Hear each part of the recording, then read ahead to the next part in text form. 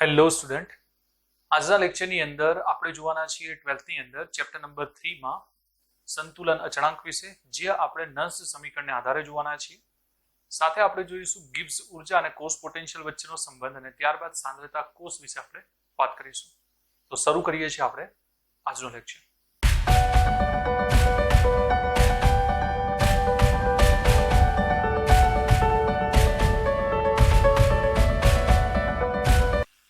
પ્રથમ વાત કરીએ છીએ આપણે સંતુલન અચળાંક વિશે. તો લાસ્ટ લેક્ચરની અંદર આપણે ઓલરેડી વાત કરી ચૂક્યા છીએ ઈ સેલ વિશે. તો આપણે સૂત્ર જોયું હતું કે ઈ સેલ બરાબર E degree cell minus 0.059 upon n log Zn plus 2 upon Cu plus 2. તો આપણે ઓલરેડી જોઈ ચૂક્યા છીએ. હવે યાદ રાખજો કે ઈ સેલનું મૂલ્ય જે છે એ કોની પર આધાર રાખે, તો ઈ સેલનું મૂલ્ય Zn plus 2 ની સાંદ્રતા અને Cu plus 2 ની સાંદ્રતા પર આધાર રાખે.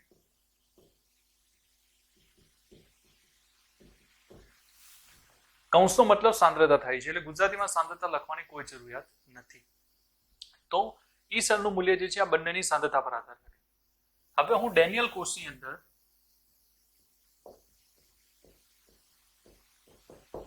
પ્રવાહ બંધ કરી દઉં. તો ડેનિયલ કોષમાં પ્રવાહ બંધ કરતા, હવે માની લો કે ડેનિયલ કોષની અંદર પ્રવાહ તમે બંધ કરી રહ્યા છો, તો કુલ પ્રક્રિયાને આધારે શું કહી શકાય? તો કુલ પ્રક્રિયા આપણી આ છે કે Cu plus 2 aqueous, Zn solid છે, અહીંયા બની જાય છે Cu solid અને સાથે છે Zn plus 2 aqueous. એટલે જ્યારે ડેનિયલ કોષની અંદર આપણે પ્રવાહ બંધ કરી દઈશું ત્યારે Zn plus 2, એટલે Zn માંથી Zn plus 2 બનવાનું, એટલે Zn plus 2 ની સાંદ્રતા જે છે એ વધે છે.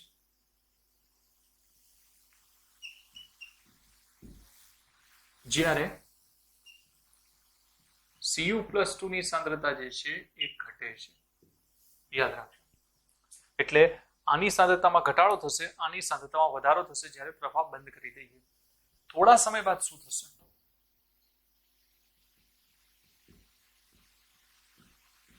થોડા સમય બાદ Zn plus 2 અને Cu plus 2 ની સાંદ્રતા સમાન થઈ જશે. સમાન થઈ જવાનો મતલબ સાંદ્રતામાં ફેરફાર થશે નહીં. યાદ રાખજો, બંનેની સાંદ્રતાની અંદર કોઈ ફેરફાર નહીં થાય. હવે બંનેની સાંદ્રતામાં કોઈ ફેરફાર નહીં થાય એનો મતલબ શું થશે? કે તે સંતુલન સ્થિતિ આવી ગઈ હશે. ક્લિયર? એટલે આ જે પરિસ્થિતિ છે ત્યારે સંતુલન સ્થપાઈ ચૂક્યું છે. હવે સંતુલન શું થશે? બંનેની સાંદ્રતામાં કોઈ ફેરફાર નથી થઈ રહ્યો, તો સંતુલન સમયે ઈ સેલ જે છે તેનું મૂલ્ય 0 થઈ જાય છે. એટલે વોલ્ટ મીટરની અંદર વાંચન જે છે એ શૂન્ય દર્શાવે છે. એટલે અહીંયા કહી શકીએ વોલ્ટ મીટર શૂન્ય વાંચન દર્શાવે. એટલે ત્યારે વાંચન એનું શૂન્ય થઈ જશે, કોઈ વોલ્ટેજ નથી અંદર. તો હવે ઈ સેલનું મૂલ્ય 0 થઈ જાય, એની કિંમત આપણે આ સમીકરણ નંબર 1 માં મૂકી દઈએ. તો હવે હું અહીંયા ઈ સેલને 0 લઈ લઉં, તો ઈ ડિગ્રી સેલ બરાબર આખું પદ આ બાજુ જતું રહેશે, એટલે માઇનસ નું શું થઈ જશે? પ્લસ. તો માટે મારે સમીકરણ લખવું હોય તો અહીંયા મળશે મને ઈ ડિગ્રી સેલ બરાબર 0.059 upon n log Zn plus 2 upon Cu plus 2. તો આ જોવા મળી જશે. ક્લિયર? સંતુલને સાંદ્રતાનો ગુણોત્તર જે છે એટલે કે Zn plus 2 upon Cu plus 2. તો આપણે જાણીએ છીએ અહીંયા નિપજોની સાંદ્રતા ભાગ્યા પ્રક્રિયકોની સાંદ્રતા. આ નિપજ અને આ પ્રક્રિયક તો એના જ બરાબર શું લઈ શકાય? Kc, જેને આપણે કહીએ છીએ સંતુલન અચળાંક. ક્લિયર? તો અહીંયા આપણે શું કહી શકીએ? માટે E ડિગ્રી સેલ બરાબર 0.059 upon n log kc. અને આ સમીકરણ વડે આપણે દાખલા ગણી શકીએ છીએ જેને આધારે કેસી નક્કી કરવો હોય તો કેસી નક્કી કરી શકાય છે. હવે અહીંયા આપણે ડેનિયલ કોષ લીધેલો છે. આ ડેનિયલ કોષ છે. તો ડેનિયલ કોષ માટે આપણી જોડે મૂલ્ય હોય છે એટલે અહીંયા હું દર્શાવી દઉં છું કે ડેનિયલ કોષ માટે આપણી જોડે છે E ડિગ્રી સેલ, તો એનું મૂલ્ય છે આપણી જોડે 1.1 વોલ્ટ હોય છે. તે મૂલ્ય લઈને આપણે અહીંયા નક્કી કરી શકીએ છીએ n નું મૂલ્ય આપણી જોડે કેટલું હશે તો 2 હશે. તો log kc બરાબર શું થશે તો n સામે જશે તો 1.1 into 2 upon 0.059. એની કિંમત આપણને મળે છે એ છે 37.288. કેલ્સીના આધારે ગણતરી કરી શકો છો. આ સીધું એનસીઆરટી ના આધારે લઈ રહ્યો છું. દાખલાની અંદર આપણે વધુ માહિતી સાથે જોઈશું. એન્ટીલોગ તો આગળનો પોઈન્ટ જે છે, એન્ટીલોગ હંમેશા પોઈન્ટમાં જોવામાં આવે. પોઈન્ટની આગળ જે પણ જોવામાં આવે તે બધું જ 10 ની ઘાતમાં જતું રહે. તો તમે આનો એન્ટીલોગ જોશો ત્યારે તમને કેસી બરાબર મળે છે 0.288 માટે 2 અને આ થઈ જશે 10 ની 37 ઘાત. તો અહીંયા કેસી નક્કી કરી શકીએ છીએ. કેસીના દાખલા આપણે અલગથી હજુ જોવાના છે. તો અહીંયા ખૂબ જ મહત્વનું છે એ છે તમે આના આધારે એટલે કે આ સમીકરણના આધારે કેસી સંતુલન અચળાંક ગણવું હોય તો ગણી શકો છો. તો ફર્સ્ટ આપણે જોયું છે એ છે સંતુલન અચળાંક વિશે. હવે જોઈએ છે આપણે કોષ પોટેન્શિયલ અને ગિબ્સ ઉર્જા વચ્ચેનો સંબંધ. હવે આપણે ગેલ્વેનિક કોષની અંદર પ્રક્રિયાની વાત કરીએ તો ત્યાં આપમેળે થતી પ્રક્રિયા માટે ગિબ્સ ઉર્જાનું મૂલ્ય આપણે જાણીએ છીએ. તો આપણે અહીંયા કહી શકીએ છીએ કે ગેલ્વેનિક કોષમાં આપમેળે થતી પ્રક્રિયા માટે ગિબ્સ ઉર્જા એટલે કે ડેલ્ટા જી નું મૂલ્ય ઋણ મળે. ક્લિયર? એટલે પહેલી વસ્તુ તો એ છે કે ડેલ્ટા જી નું મૂલ્ય ઋણ થશે જ્યારે પણ આપમેળે થતી પ્રક્રિયા હોય. ઉષ્મા ગતિશાસ્ત્ર પ્રમાણે તમે જાણો છો તો ડેલ્ટા જી નું મૂલ્ય જે છે એ ઋણ થશે. અથવા પ્રક્રિયા માટે કહીએ તો ડેલ્ટા આરજી પણ કહી શકો છો. બરાબર છે? બંનેનો અર્થ એક જ છે. તો પહેલી તો વસ્તુ આ યાદ રાખી લેવાની છે. હવે યાદ રાખજો કે એનું મૂલ્ય કોના બરાબર છે. તો અહીંયા એ પણ યાદ રાખી લેવાનું છે તમારે. ગેલ્વેનિક કોષમાં થતું મહત્તમ વિદ્યુત કાર્ય જે ગિબ્સ ઉર્જાના ઘટાડા બરાબર હોય છે.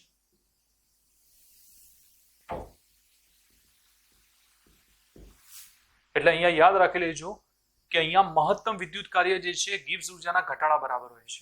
એટલે ગિબ્સ ઉર્જાની અંદર ઘટાડા એટલે ઋણ મૂલ્ય તો આપણે ઓલરેડી જાણીએ છીએ અને એના બરાબર જ હોય છે. એમાં મહત્તમ કાર્ય એટલે W મેક્સિમમ કહી શકો છો અથવા W વિદ્યુત બી કહી શકો છો. તો અહીંયા કેવું હોય આપણે તો આમ કહી શકાય કે ડેલ્ટા જી અથવા આર જી લઈ લઈએ તો એ કોના બરાબર હશે -W વિદ્યુત અથવા W મેક્સિમમ બી કહી શકો છો. એટલે પહેલા તો આ સમજ પડવી જોઈએ. ક્લિયર? Second number. હવે W વિદ્યુતની વાત કરીએ આપણે તો વિદ્યુતીય કાર્ય વિશે શું કહી શકાય છે.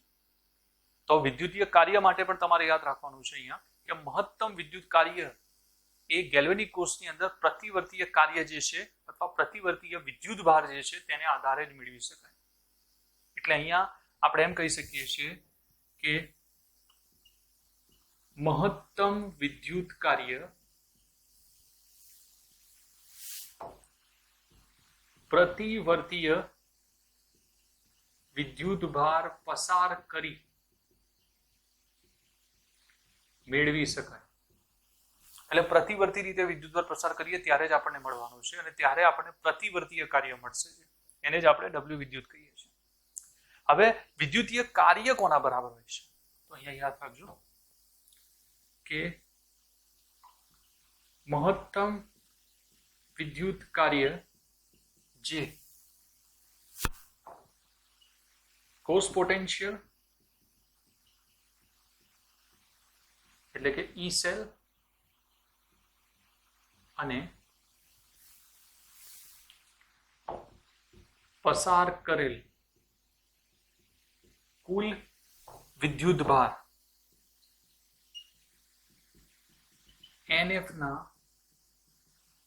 ગુણાકાર બરાબર હોય છે. એટલે એના ગુણાકાર બરાબર છે. એનો મતલબ આપણે એમ કહી શકીએ છીએ કે W વિદ્યુત બરાબર છે NF ઈ સેલ. આ છે આપણું સમીકરણ નંબર 2.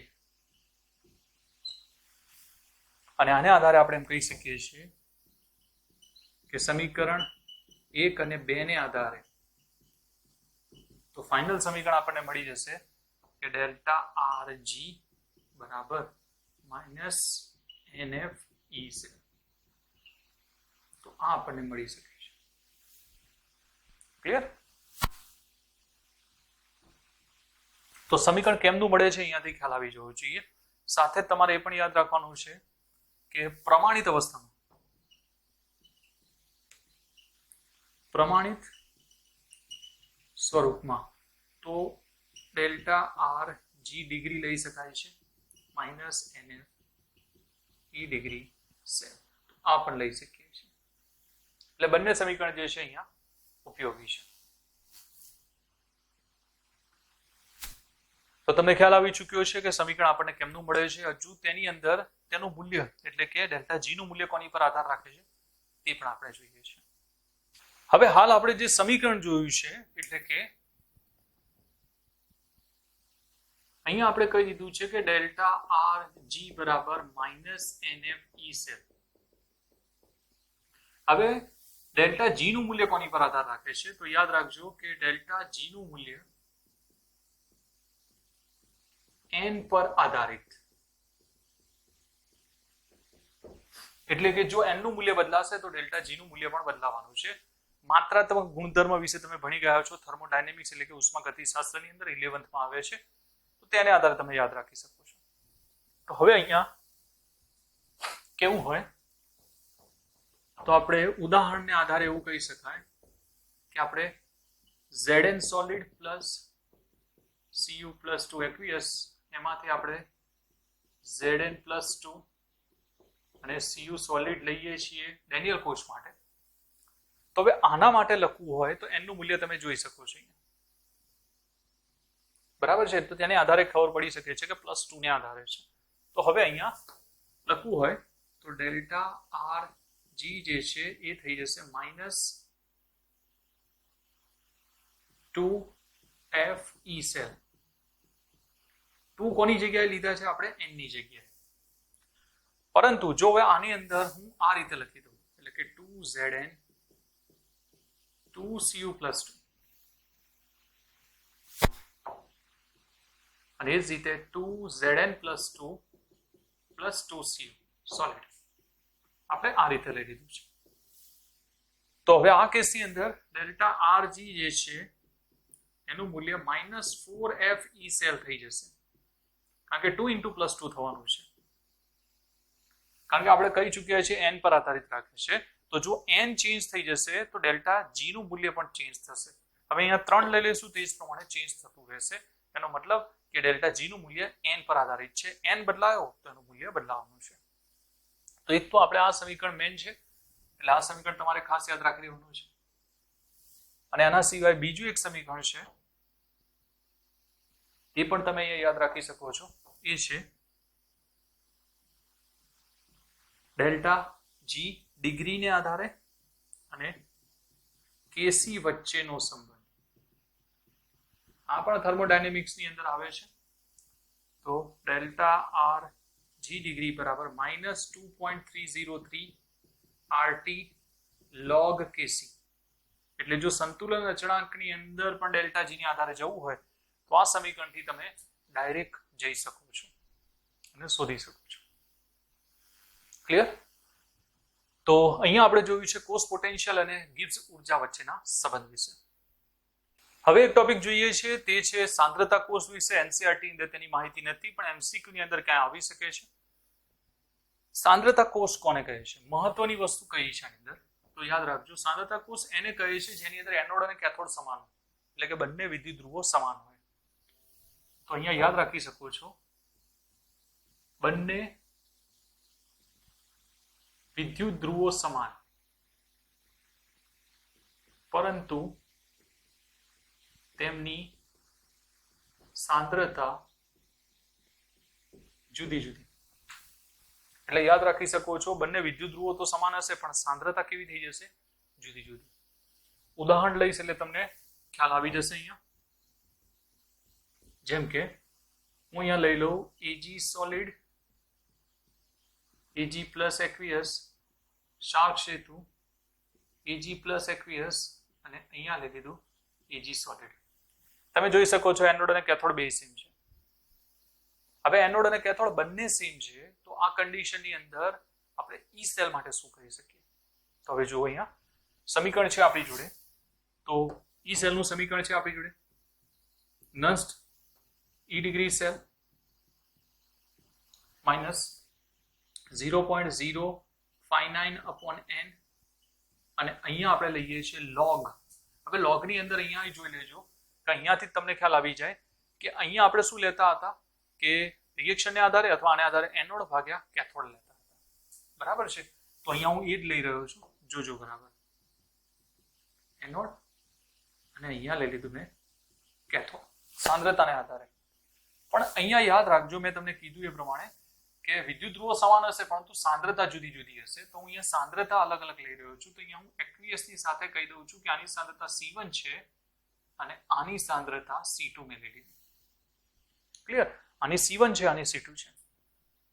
હવે સાથે આપણે કીધું છે અહીંયા બંને વિદ્યુત ધ્રુવો સમાન. હવે વિદ્યુત ધ્રુવો સમાન તો પ્રમાણિત રિડક્શન પોટેન્શિયલ સેમ હશે. એજી નો 0.80 હોય છે. તો એ કિસ્સાની અંદર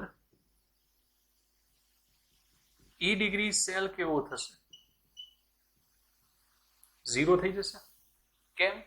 કારણ કે ઈ ડિગ્રી એજી પ્લસ એજી નું મૂલ્ય બે બાજુ સેમ છે, તો તફાવત લઈશું તો 0 થવાનું છે, તો આ 0 થઈ જશે. તો આ ભાગ તો 0 થઈ ગયો. હવે યાદ રાખજો, સાંદ્રતા અલગ અલગ છે. તેનો મતલબ એનોડ આપણો C1 છે, તો કેથોડ આપણો C2 છે. તો આપણે અહીંયા કેવું હોય તો શું કહી શકાય? માટે ઈ સેલ બરાબર માઇનસ 0.059 upon n log. અહીંયા આપણે લઈ શકીએ છીએ C1 upon C2. Clear? n નું મૂલ્ય આપણે અહીંયા Ag પ્લસ ને આધારે 1 લીધું છે, તો અહીંયા n ની કિંમત તમે 1 લઈ શકો છો. પણ આ કોઈ પણ કોષ માટે લખવું હોય તો તમે લખી શકો છો, પણ શરત એક ફક્ત લાગુ પડે છે સાંદ્રતા કોષને. તો સાંદ્રતા કોષ માટે ફક્ત આટલું એક સમીકરણ યાદ રાખી લેવાનું છે. તો હવે અહીંયાથી યાદ રાખી લેજો, સંતુલન અચળાંક કહે તો ઈ સેલ 0 હોય છે. સાંદ્રતા કોષ કહે તો ઈ ડિગ્રી સેલ 0 હોય છે. બંને અંદર ફરક છે. બંને વસ્તુ તમારે યાદ રાખી લેવાની છે. તો આજના લેક્ચરની અંદર આપણે 3 વસ્તુ મહત્વની જોઈ છે, જેની અંદર સંતુલન અચળાંક, સેકન્ડ કોષ પોટેન્શિયલ અને ગિબ્સ ઉર્જા, અને થર્ડ નંબર સાંદ્રતા કોષ વિશે જોયું છે. મળીએ છીએ આપણે નેક્સ્ટ લેક્ચરની અંદર, જેની અંદર આપણે આ ચેપ્ટરનો નવો વિભાગ સ્ટાર્ટ કરીશું.